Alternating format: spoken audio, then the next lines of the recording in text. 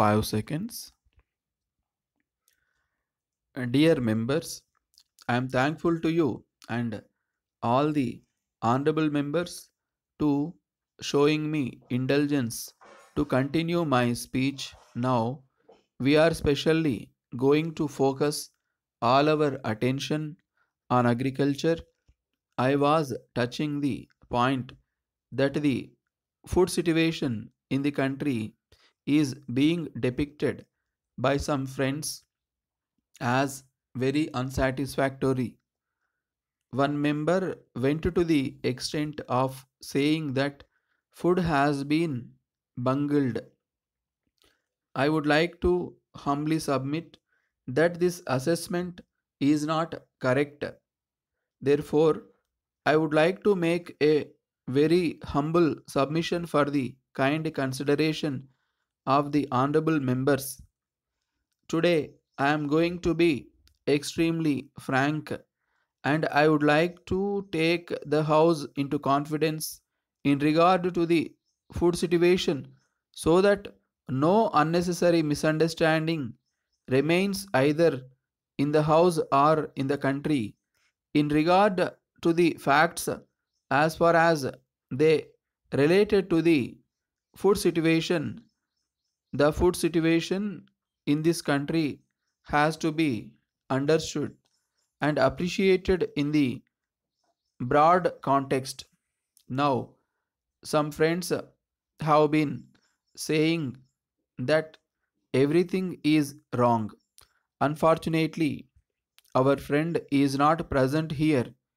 He thinks that planning is wrong, that the whole approach to agriculture is wrong.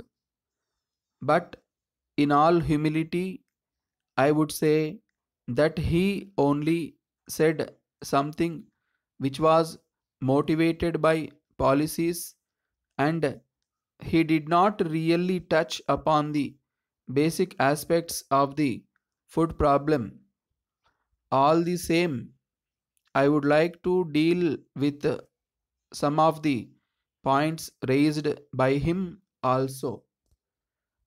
I was submitting that when we compare the situation of previous years, we can say that we shall be in a better position to understand whether the government of India has really managed the food situation of the country in a better way or not.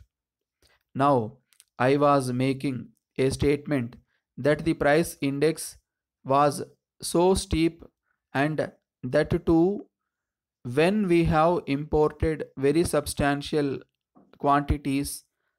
I was referring to this aspect that the government really deserve a word of appreciation from all the honorable members irrespective of the political issues.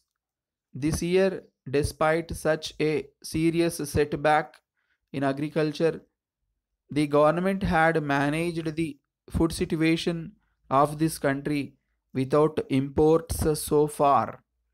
From the past 10 years, population increase has been of the order of 15%.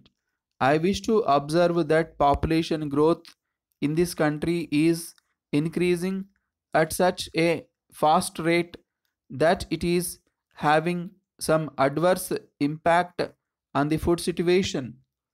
When we take into consideration the increased growth rate, then what would be the additional requirement of food grains? According to calculations, it comes to the order of the 13 million tons. This is an important factor which must be taken into consideration. The House known how the production potential of food grains has been built up by governmental efforts during the last 5 years. This is due to the concrete and active policies pursued by the government of India. The government has not imported any food grains from anywhere under any circumstances as was done in previous years. Dear sir, we are in receipt of your letter of the 6th instant for which I thank you. I got in touch at once with the railway company to find out whether they could offer any explanation of the delay in delivery of the packages referred to. The concerned officials assured me that in view of the special nature of the contents, every precaution had been taken to make sure that the goods should reach you within the stipulated time. They are making further efforts at every station along the line. Meanwhile, I contacted the shipping company to see to what extent they are responsible. Both they and the railway people realize that the case is one that calls for very special action until we get further information as to what has really happened. I do not propose to call in the aid of the insurance company. Meanwhile, I have contacted my friend who is in touch with railway authorities and asked him to make arrangements to clear the goods well in advance.